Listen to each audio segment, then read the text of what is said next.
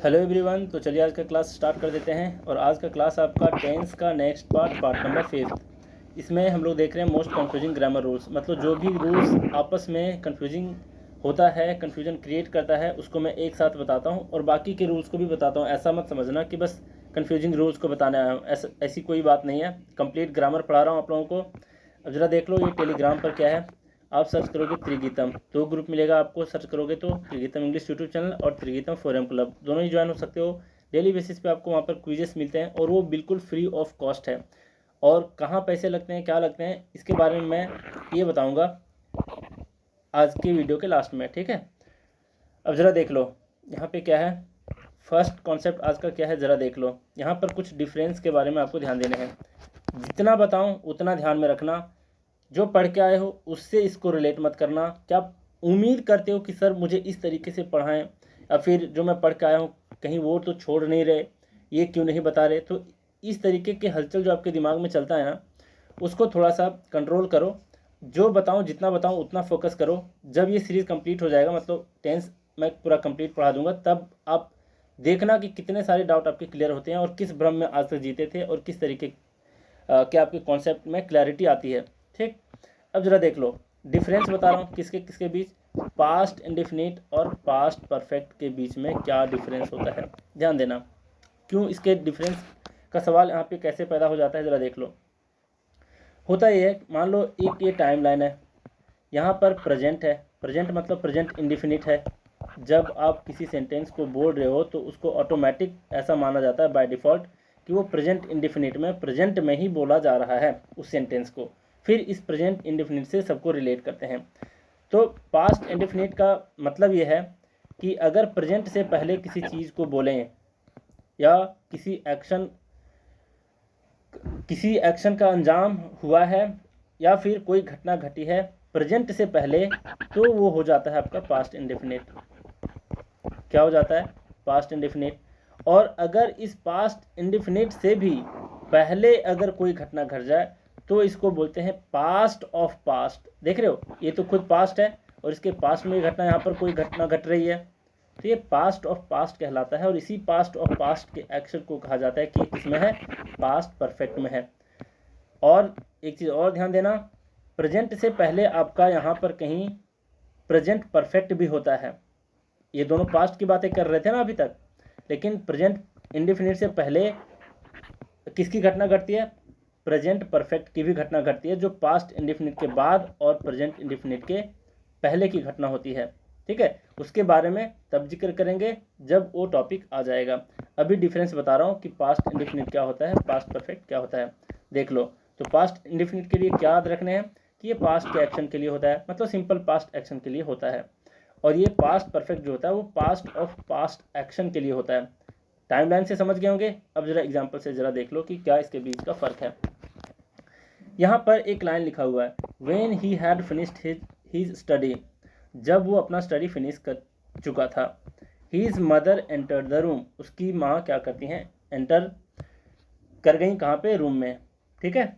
अब जरा देख लो, अब एक बात बताओ, टाइमलाइन के हिसाब से जरा देखोगे, ये प्रेजेंट है, ये सिंपल पास्ट है और फिर पास्ट इंडेफिनिट है, ठीक है। पास्ट इंडेफिनिट या सिंपल पास्ट, और यहाँ पर पास्ट ऑफ पास्ट है यानी पास्ट परफेक्ट है। अब बात बताओ कौन सी घटना बाद में घटी है, उसकी माँ के एंट्री लेने का और फिर उसके फिनिश होने का। तो आप सिंपल सी बातें समझ पा रहे होगे कि उसकी माँ बाद में एंटर लेती है, तो बाद वाली घटना जो होती है वो कहाँ आती है, पास्ट इंडेफिनिट में, इस जगह पे।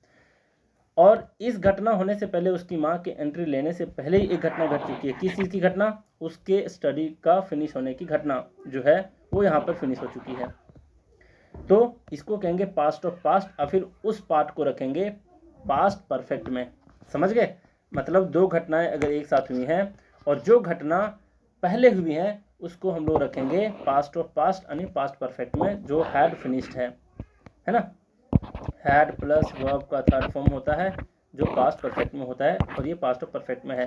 और जो बाद की घटना होती है उन दोनों घटनाओं में से उसको सिंपल हम लोग रखते हैं किसमें, सिंपल पास्ट टेंस में, या फिर जिसको पास्ट इंडेफिनिट टेंस कहते हैं, जिसमें V2 का यूज होता है ना, वर्ब का सेकेंड फॉर्म। तो इतना दूर आप समझ गए होंगे। एक बार फिर रिपीट कर दूं, कि पास्ट इंडेफिनिट का इस्तेमाल होता है पास्ट के एक्शन के लिए, पास्ट परफेक्ट का इस्तेमाल होता है पास्ट ऑफ पास्ट एक्शन के लिए। ये एग्जाम्पल से आप समझ गए। अब जरा बात करते हैं नेक्स्ट कॉन्सेप्ट की, जरा देख लो क्या कह रहा है ये कह रहा है यहाँ भी डिफरेंस हम लोग देखने जा रहे हैं। अब डिफरेंस किसके बीच देखने जा रहे हैं कि प्रेजेंट परफेक्ट और पास्ट एंड फ्यूचर परफेक्ट में क्या डिफरेंस है। कई बार आपके एग्जाम में क्या होता है, आपके दिमाग में कन्फ्यूजन ये क्रिएट हो जाता है कि क्यों इस सेंटेंस को हम लोग प्रेजेंट परफेक्ट में ही क्यों रखेंगे, पास्ट परफेक्ट में क्यों नहीं रख सकते, या फिर फ्यूचर परफेक्ट में क्यों नहीं रख सकते। तो ज़रा ध्यान देना। अब यहाँ पे देखना, ये है प्रेजेंट परफेक्ट। इसमें यह बताया कि ये एब्सोल्यूट कंप्लीट एक्शन को बताता है। मतलब प्रेजेंट परफेक्ट में जो भी एक्शन का जिक्र किया जाए वो एब्सोल्यूट कंप्लीट एक्शन को बताता है। इसमें बताया कि पास्ट एंड फ्यूचर परफेक्ट जो होता है, दोनों ध्यान रखना दोनों परफेक्ट के हैं। और यहाँ बताया पास्ट एंड फ्यूचर परफेक्ट उस चीज़ को बताता है जो एक्शन रिलेटिव एक्शन हो, लेकिन ये हमेशा सत्य नहीं है। समझ रहे हो, ये हमेशा सत्य नहीं है। मान लिया जाए मैं यहाँ लिखूँ कि ही हैड फिनिश्ड, तो ये भी तो पास्ट परफेक्ट में है, लेकिन ये किसी से रिलेटिव नहीं है, फिर भी ये करेक्ट है। ठीक है, अब जरा देख लो, लेकिन ये रिलेटिव एक्शन को बताने का सेंस यहाँ पर क्यों लिखा हुआ है, क्योंकि मैं इन दोनों के बीच डिफरेंस आपको बताना चाह रहा हूँ कि किस संदर्भ में इन दोनों के बीच डिफरेंस है। इसका मतलब ये मत समझ लेना कि हमेशा ही पास्ट एंड फ्यूचर परफेक्ट जो होता है वो रिलेटिव एक्शंस को ही बताता है। और ध्यान रखना, कई बार रिलेटिव एक्शंस को बता रहा होता है और वहाँ पर कुछ शब्दों को कैच करके समझा जाता है कि यहाँ पर दूसरा एक्शन जो है जिससे रिलेट किया गया है पहले एक्शन को, वो अंडरस्टूड है ना। तो कई बार अंडरस्टूड होता है रिलेटिव एक्शन, तो ध्यान देना। अब यहाँ पर मैं समझाता हूँ कि क्या इसका मीनिंग है। तो एब्सोल्यूट एक्शन, कंप्लीट एक्शन कहने का मतलब है कि जो एक्शन बिल्कुल ही कंप्लीट हो चुका है और उसका किसी दूसरे एक्शन से किसी भी तरीके से रिलेशन वहाँ पर नहीं है, रिलेट नहीं कर रहा। ठीक है, और जो दूसरे एक्शन के ऊपर डिपेंडेंट बिल्कुल नहीं है। तो जरा देख लो, जैसे एग्जांपल के लिए she has written a letter, उसने क्या किया हुआ है, एक लेटर लिख चुकी है ना। अब हैज़ रिटन है मतलब प्रेजेंट परफेक्ट में है। अब इसके लेटर लिखने का जो एक्शन हुआ है ये बिल्कुल ही एब्सोल्यूट कंप्लीट एक्शन है। क्यों? क्योंकि ये किसी दूसरे एक्शन यहाँ पर मेंशन नहीं किया गया और किसी दूसरे एक्शन से इसका कोई यहाँ पर रिलेशन नहीं है, कोई कंपैरिजन नहीं है, कोई इसका रिलेटिव एक्शन को शो नहीं कर रहा। ये बिल्कुल ही एब्सोल्यूट कंप्लीट एक्शन है। ठीक है, तो आप देख पा रहे होगे साफ साफ कि इसका कोई दूसरे एक्शन से, क्योंकि यहाँ एक ही एक्शन है राइट करने का, दूसरे एक्शन से सो इसका कोई रिलेशन है नहीं। अब जरा देखना कि रिलेटिव एक्शन बोलते किसको हैं। यहाँ पर है the crops had destroyed before it रेन्ड। अब यहाँ पर गौर करो, यहाँ पर क्या बोल रहा है कि क्रॉप्स डिस्ट्रॉय हो चुके हैं, बर्बाद हो चुके हैं बारिश होने से पहले ही। तो दो घटनाएं हैं, फर्स्ट घटना हैड डिस्ट्रॉयड मतलब बर्बाद हो जाना, दूसरा रेन्ड मतलब बारिश होना। तो ये जो घटना हैड डिस्ट्रॉय, इसको रिलेट किया गया है किससे, दूसरे एक्शन से, रेन करने से, बारिश होने से, है ना। तो इस तरीके से आप समझ सकते हो कि पहली घटना जो है वो दूसरे के सापेक्षता में है, रिलेटिव में है ना, इसलिए इसको किस में रखे हैं, पास्ट परफेक्ट में रखे हैं। इसी तरीके से फ्यूचर परफेक्ट में भी होता है। अब इसको दूसरे तरीके से समझो, फर्स्ट वाला जो एग्जांपल दिया था यहाँ पे क्या है, when he had finished his study, है ना। अब ये फिनिश कर चुका है स्टडी को, ये किससे रिलेट किया है, उसके माँ के एंटर करने से, देख रहे हो। तो ये रिलेटिव एक्शन को बताता है, कौन कौन, पास्ट एंड फ्यूचर परफेक्ट। और प्रेजेंट परफेक्ट जो है वो बताता है एब्सोल्यूट कंप्लीट एक्शन को। इस पॉइंट को ध्यान में रखना क्योंकि ये आगे काम आएगा। मैं बार बार इस शब्द का इस्तेमाल करूंगा तो आपको पता नहीं चलेगा कि सर आखिर बता क्या दिए। एक बार फिर से देख लो कि क्या किसका मीनिंग होता है। पहली बात कि परफेक्ट टेंस में एक्शन कंप्लीशन को ही बताता है, चाहे वो प्रेजेंट परफेक्ट में हो चाहे पास्ट या फ्यूचर परफेक्ट में हो। अब यहाँ पर सवाल आता है कि एब्सोल्यूट एक्शन का मीनिंग क्या होता है। तो देख लो, एब्सोल्यूट एक्शन का मीनिंग जो होता है, इसका मतलब होता है कि दूसरे एक्शन के ऊपर डिपेंडेंट बिल्कुल नहीं है। और रिलेटिव एक्शन का मतलब होता है कि जो दूसरे एक्शन के ऊपर डिपेंडेंट हो। जैसे अभी एग्जांपल में आपने देखा, देखो बहुत बार क्या होता है, लोग रूल्स को याद करते रह जाते हैं, कॉन्सेप्ट को याद करते रह जाते हैं, लेकिन एग्जाम में जब क्वेश्चन पूछ देता है तो समझ नहीं पाते। इसके पीछे का रीज़न क्या पता है, आप जैसे रूल सीखे उसके बेस्ट पर क्वेश्चन अटेम्प्ट नहीं किए, इसलिए आप नहीं सीख पाते हो। तो मैं इतने सारे क्वेश्चन का प्रैक्टिस करवा दूंगा साथ साथ में, इसके आगे आने वाली जो क्लास है उसमें मैं इतना कुछ बता दूंगा, ये सारे जितने कॉन्सेप्ट है ना सब आपके दिमाग में यूं ही छप जाएगा। ठीक है, जैसे अभी तक आप देख चुके 37 क्वेश्चन करा चुका हूँ। अब क्वेश्चन पढ़ने के बाद आपको पता चला होगा कि किस कॉन्सेप्ट का कहाँ से क्या लेना देना है। इसी तरीके से इस चैप्टर को भी कंप्लीट कर दूंगा, मतलब ये सारे कॉन्सेप्ट को भी क्वेश्चन के थ्रू प्रैक्टिस करा दूंगा। तो ये मत सोचना कि ये चीज़ तो दिमाग में आ नहीं रहा, बहुत कुछ समझ नहीं आ रहा। तो नहीं समझ में आ रहा तो वीडियो बैक करके भी देखो, और जब क्वेश्चन कराऊंगा इसका सीधा इम्प्लीमेंटेशन होगा वहाँ पे, सीधा इसका आप अप्लाई करोगे वहाँ पे, तो दिमाग में देर तक ये बैठता है। ठीक है, अब जरा देख लो, यहाँ तक समझ गए। अब है यहाँ पे कॉन्सेप्ट नेक्स्ट क्या बोल रहा है कि ये टाइम इंडिकेटिंग वर्ड्स सेंटेंस के वर्ब का पास्ट इंडेफिनिट में होना बताता है। अगर ये सारा देखो, यहाँ पास्ट इंडेफिनिट है, ध्यान देना, पास्ट परफेक्ट नहीं है, प्रेजेंट परफेक्ट नहीं है, प्रेजेंट इंडेफिनिट नहीं है, सिंपली ये क्या है, पास्ट इंडेफिनिट, जिसको सिंपल पास्ट टेंस कहते हैं, जिसमें वर्ब का सेकंड फॉर्म यूज होता है। अगर ये सारे वर्ड्स आपको दिख जाएं तो समझ जाना कि इस सेंटेंस को हमें किस में रखना है, इस सेंटेंस को हमें पास्ट इंडेफिनिट में रखना है। और ये सारे वर्ड्स क्या कहलाते हैं, टाइम इंडिकेटिंग वर्ड्स, है ना। जैसे अगो हो गया, एस्टरडे हो गया, yesterday morning, yesterday evening, last morning, last week, last day, last month, last moment, है ना। लास्ट मोमेंट को भी याद रखना, बहुत सारे बुक में ये दिया नहीं रहता, याद रखना कि लास्ट मोमेंट भी अगर है तो समझ जाना कि उसको हम किस में रखेंगे, पास्ट इंडेफिनिट में, ना कि पास्ट परफेक्ट में और ना ही प्रेजेंट परफेक्ट में। तो ध्यान रखना। फिर है इन नवंबर 1992, इस तरीके के जो वर्ड होते हैं, ईयर को बता रहे होते हैं, मंथ को बता रहे होते हैं, तो समझ जाना कि इसको भी किस में रखेंगे, पास्ट इंडेफिनिट में रखेंगे टेंस को। अब जरा देख लो, मतलब टाइम और टेंस में कुछ फ़र्क समझ में आ रहा होगा। ये सारे वर्ड्स जो हैं इसको कहते हैं टाइम इंडिकेटिंग वर्ड, और टाइम डिसाइड करता है टेंस को, ना कि टेंस डिसाइड करता है टाइम को। तो इस पॉइंट को भी याद रख सकते हो। बहुत लोगों को ये मीनिंग नहीं पता चल पाता, लेकिन समझ जाओगे धीरे धीरे जैसे जैसे मैं आगे बढ़ूंगा। अब जरा देख लो यहाँ पे क्या दिया है, यहाँ पर है he went to Chennai yesterday. तो क्या है, एस्टरडे वर्ड को आपने जैसे ही देखा, एस्टरडे वर्ड को जैसे देखा समझ गए किसको किस में रखना है, पास्ट इंडेफिनिट में, जो कि पास्ट इंडेफिनिट में है ही। पास्ट इंडेफिनिट मतलब वर्ब का सेकंड फॉर्म यूज होता है। बता चुका हूँ पहचानने के तरीके बहुत अच्छे तरीके से। अब जरा देख लो, अब आप कह सकते हो क्यों ना सर इसको हम ऐसा नहीं कह सकते, he has gone, he has gone to Chennai yesterday. तो मैं आपको बता दूं कि ये सरासर क्या हो जाएगा, गलत हो जाएगा। क्यों? क्योंकि एस्टरडे वर्ड को देखते आपके दिमाग में आना चाहिए कि प्रेजेंट परफेक्ट में नहीं है, या फिर हैड गोन भी करोगे पास्ट परफेक्ट में भी तो भी गलत हो जाएगा। एस्टरडे वर्ड को देखते ही आपको समझ आ जाना चाहिए कि ये सिंपल पास्ट टेंस में होगा, पास्ट इंडेफिनिट में होगा। ठीक है, यही रूल ये कह रहा है। इसी तरीके से है लास्ट नाइट।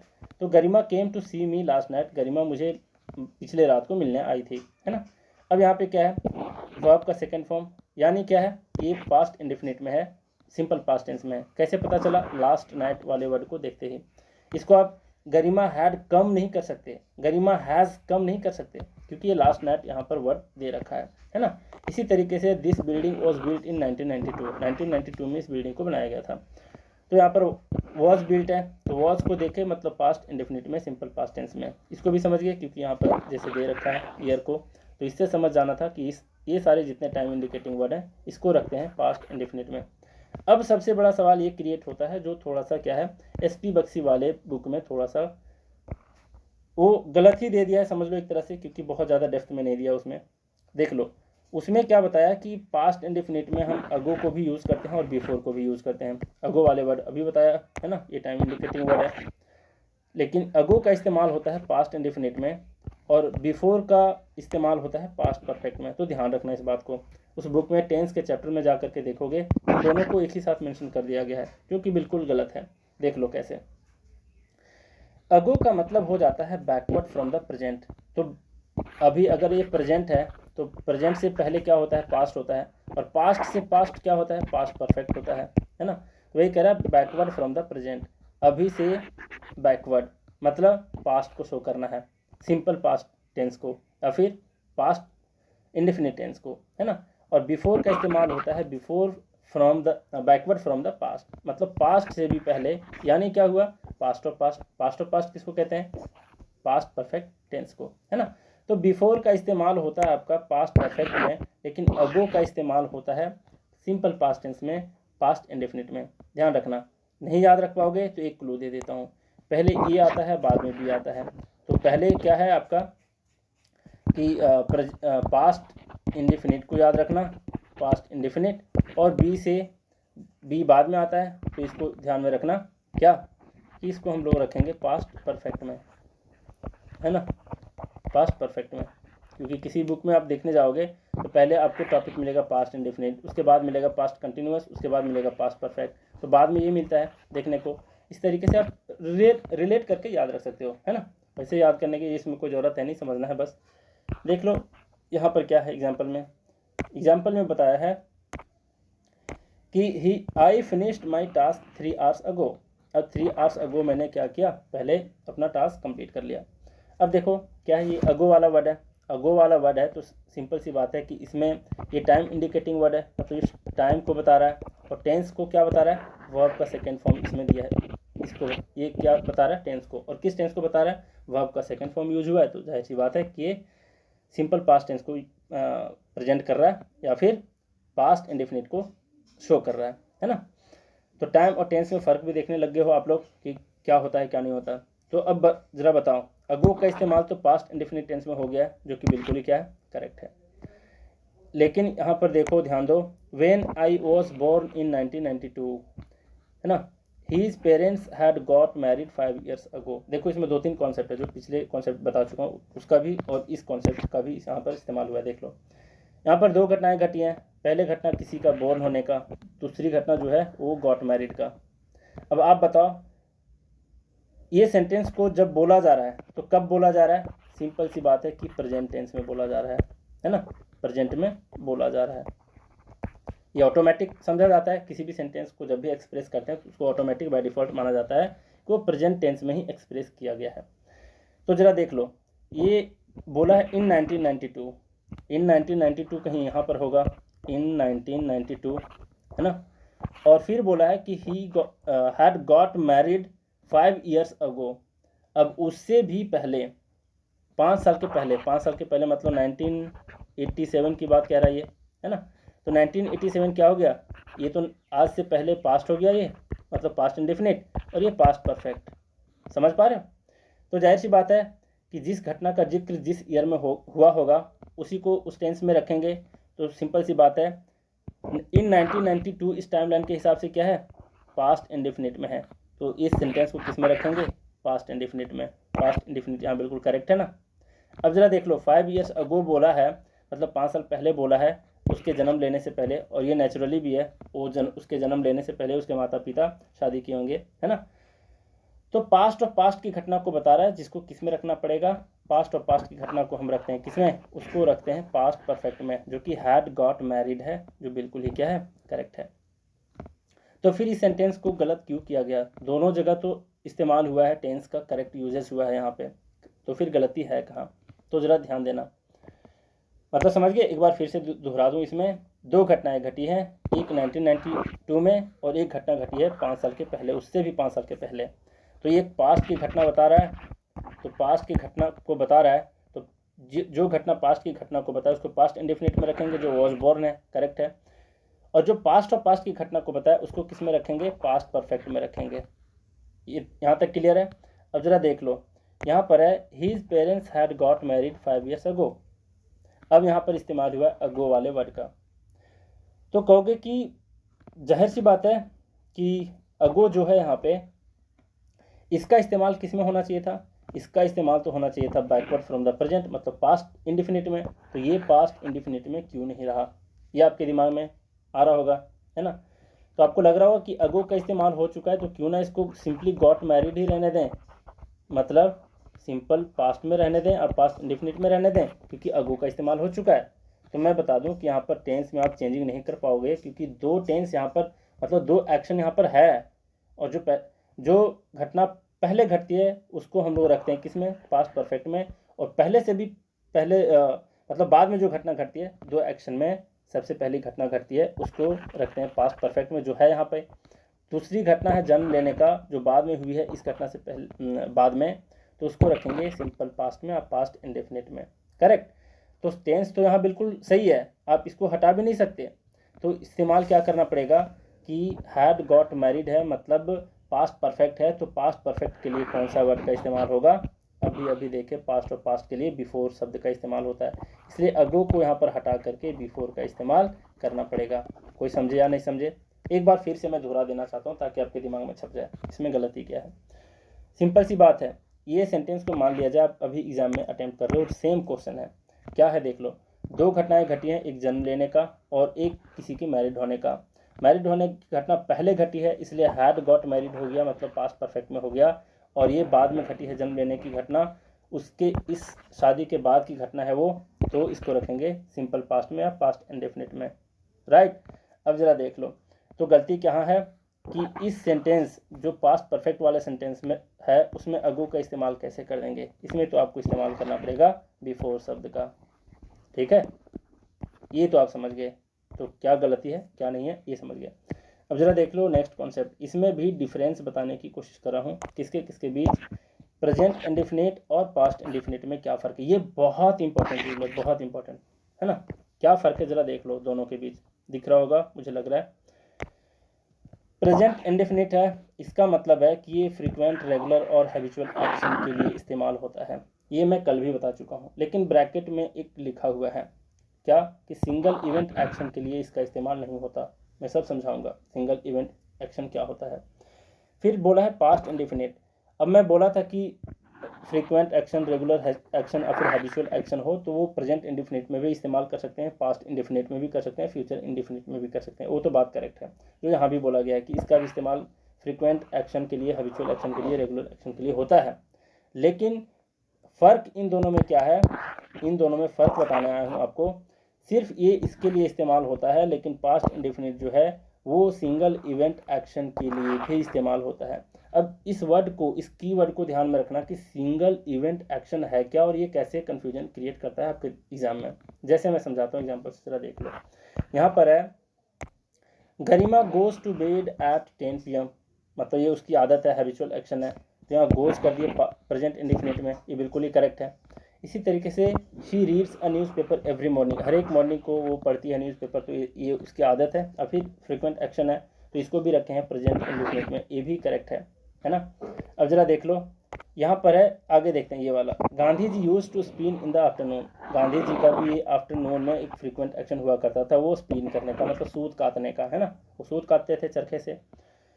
तो यहाँ पर यूज टू का इस्तेमाल हुआ है। यूज का मतलब क्या कि ये पास्ट इंडेफिनिट में इस्तेमाल हुआ है। तो आप देख रहे हो कि यादतें कहीं भी हो, पास्ट में हो या प्रेजेंट में, दोनों को रखेंगे इंडेफिनिट टेंस में, प्रेजेंट इंडेफिनिट और फिर पास्ट इंडेफिनिट, ये देख रहे हो। अब जरा देख लो इसको भी, लास्ट वाले को भी देख लो, बाद में इन दोनों का चर्चा करेंगे, है ना। देख लो यहाँ बोला है in my childhood I played cricket.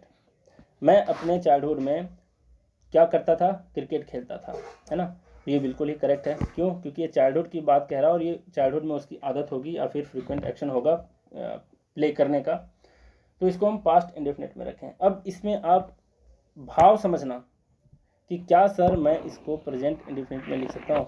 देख लो, in my childhood I play cricket, तो चाइल्डहुड में वो प्ले क्रिकेट करता आदत ही तो है, क्यों ना हम इसको प्रेजेंट इंडेफिनिट में रख सकते हैं।